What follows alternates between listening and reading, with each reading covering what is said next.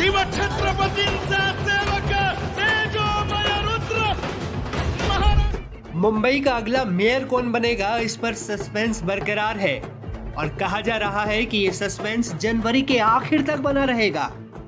आपको बता दें कि बीएमसी चुनावों में महायुति ने बड़ी जीत तो दर्ज की थी।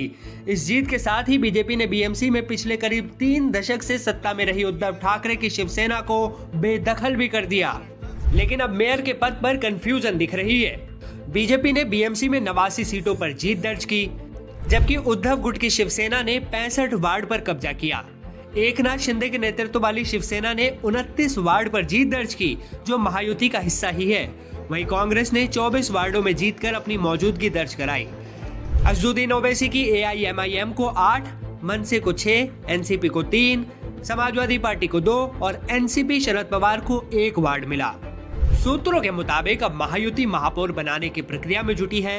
हालांकि अभी भी इस पर सस्पेंस जारी है और इसके इस महीने के अंत तक खत्म होने की उम्मीद है। सूत्रों से मिली जानकारी के मुताबिक अगले हफ्ते नगर विकास विभाग महापौर पद के लिए आरक्षण की लॉटरी निकालेगा।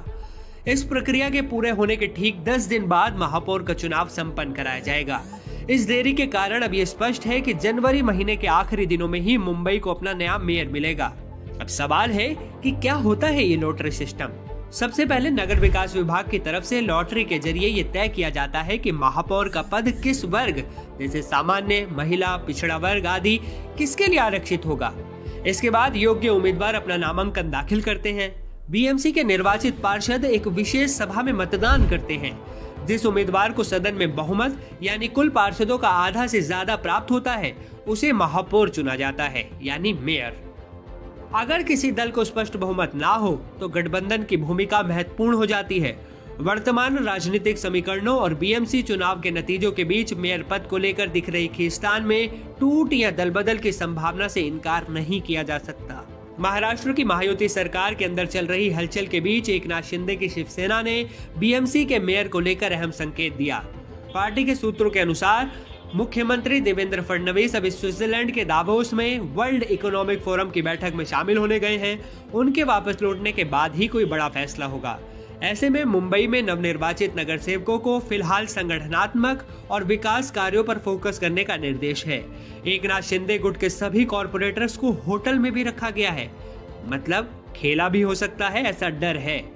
इसी बीच मुंबई में आयोजित एक अहम बैठक में डिप्टी सीएम एकनाथ शिंदे ने नए नगर सेवकों को संबोधित करते हुए साफ संदेश दिया कि अब देरी का समय नहीं है और सभी जनप्रतिनिधियों को तुरंत काम में जुट जाना चाहिए। एकनाथ शिंदे ने कहा कि जनता अब केवल विकास चाहती है और हर वार्ड में बदलाव साफ दिखाई देना चाहिए। शिंदे ने कहा कि भावनात्मक मुद्दे हारे हैं, विकास जीता है। वहीं मुंबई में मेयर पद को लेकर सियासतदान क्या कह रहे हैं, वो भी सुनिए जरा।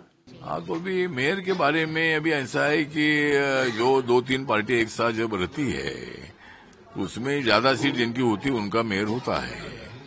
तो मुंबई में ऐसा है कि जो 227 सीटें हैं उसमें 89 सीटें बीजेपी की है और 29 सीटें एकनाथ शिंदे की शिवसेना की है। तो ऐसा तो नियम ऐसा होता है, नियम नहीं लेकिन ऐसा अंडरस्टैंडिंग होता है कि जिसकी ज्यादा सीटें हैं उनका मेयर होता है, जिनकी कम सीटें होती है उनका डिप्टी मेयर होता है।